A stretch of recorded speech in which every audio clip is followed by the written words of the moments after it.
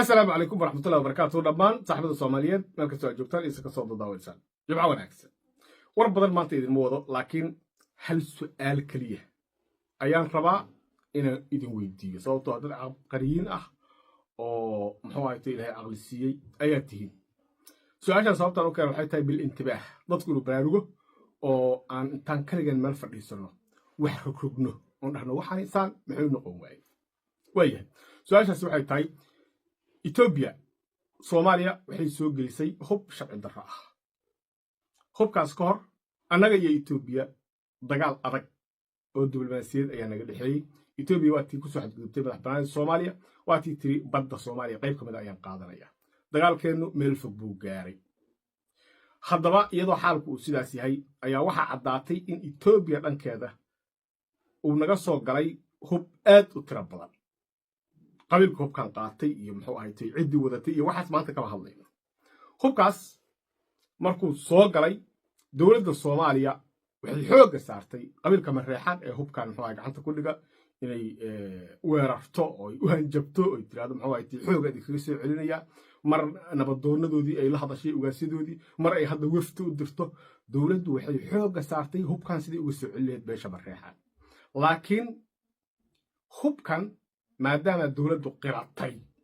si public ah in uu sharci darro ahaa dawladdu maxay u eedeyn weysay Itoobiya dawladda Soomaaliya Itoobiya maxay hubkan ugu eedeyn weysay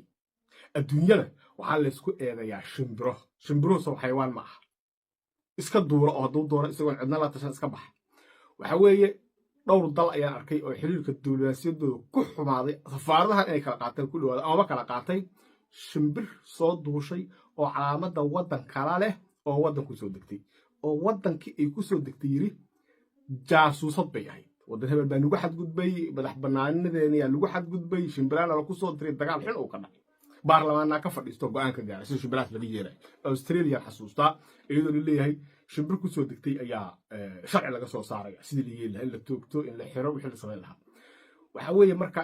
maadaama wax diblomaasiyada oo aan xiriirayno oo maanta annaga iyo Itoobiya naga dhaxeeyay jira xataa safaaradii la kala qaatay way dawladda Soomaaliya fursadan uga faa'iideysan weysay oo Itoobiya ugu eedeyn weysay hubkan sharci darrada ah inay soo gelisay dalka Soomaaliya kuna xadgudubtay madax banaanidii Soomaaliya su'aasheenu waa haddaba aniga soo ila taa idin sheego marka adinka fikri doona waxa weeye dawladdu dadka waxay u sheegaysaa ayaa been ah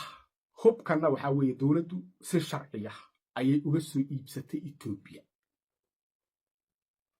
waxa weeye marka waxay ka baqaysaa haddii Itoobiya eedeyso in Itoobiya intay soo fadhiisato by details ay u sheegto hubkan iyo nidaamka uu soo maray oo rag waaweyn oo muxuu ahaaytay mas'uuliyiin ah saxiixadooda la soo bandhigay ka baqaysaa taas ayaa waxa keentay in muxuu ahaatay ay dawladdu ka gaabsato in Itoobiya ku eedeyso hubka dadka waxa loo sheegaa sharci darro ahay kanuu ahaa laakiin waxa weeye Itoobiya hoosta laga hadlaya intaas oo waxa laga baqaya in imtixaanaad iska hadasho waxa leeyahay raali ahaada fashilku anaga xageenu ka yimiday adigu eed balihidina umada la jahwarinaya rag duuya Xasan Maxamed Cali bal waa kaasi inta soo istaago maanta yiraahdo Abiy Ahmed iyo dawladdiisu xadgudubay ku sameeyeen madax banaanida Soomaaliya hub nool ayay dadkayga isugu soo dhiibeen aradhawaas ma dhihi karo sababtoo ah waxa weeye saxiixa laga hayaa aniga saasay ila tahay Itoobiyaanku dad khaldama ma aha xagga dawladnimada way nooga adag yihiin weligoodna way nooga adkaayeen waa cadawgeena waan ogahay laakiin xataa cadawga runta laga sheegaa dagaalkii 77 hada soo qaato Itoobiyaanku xagga dawladnimada iyaga nooga adkaaday inaguna military ayaan ka adkaanay waa niga gudaha u galnay laakiin dawladnimada sida ay nooga adkaadeen waxaa tusaale kuugu filan in quwadihii waaweynaa ay iyaga taageereen tusaale waxa kaloo kuugu filan xataa dalalka islaamka ah Yemen iyo Liibiya oo islaam xataa inay ka haysteen Yemen waxay ku dhaheen mataqaan waxay yiraahdeen anagu Yemeniyiin baabanahaba ximyaran asalkeena ka soo jeednaa xabasha waaba ximyaray dhaheen xogaa magaciisa tagyiir ku dhacay weeye waxa weeye marka reer sabaan nahay dhaheen Itoobiya waxay yiraahdeen maba jiraba anagu reer sabaan nahay dad Yemeniyiin ah nahay talkeenu noo heeliya Yementiyaaba indhac عاد نقل هرتي بدو دحيسه dad Yemeniyiin leeyihiin Soomaaliya tubati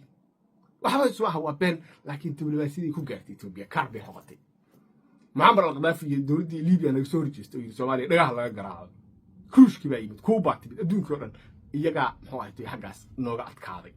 waxa weeye marka hadda ayaa qora aan tali jirin meesha timido ninkan xinay Abi Ahmed waxa weeye waa Orod ninkii meesha joogi jiray Smithga ahay ma aha muxuu ahayd Tigreega iyo Xabashida iyo Maxaardi ma aha moogtaa xogaa khaladka dawladda bariyahan ka dhacaya waxa weeye ninaan tali jiray haduu taliyo nin aan tagi jirin baa taga xogaa iyaga ciladaas yara haysata laakiin xagga dawladda balaayo ku qabaan waa xaqiiqadii dawladda Soomaaliya maanta Ethiopia ku aadayso taado hub sharci darhay dalkeena soo galiyeen Ethiopia inta soo fadhiistanayso hubkaas waxa weeye waqti hebel ayaan kala saxiixnay sidaas uu ahaa waan kala saxiixdii madaxdii muxuu ahayd hubkan ay iibsatay marka waxa weeye bal adinkuna fikir taas waa fikirkayga adinkuna fikira ee maxay ku dhacday in Ethiopia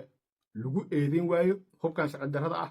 oo ay caddahay in Soomaaliya soo gelisay sababtoo ah caabud waa waxay ku taallaa xuduudda Ethiopia hubkuna halkaas uu naga soo galay way loo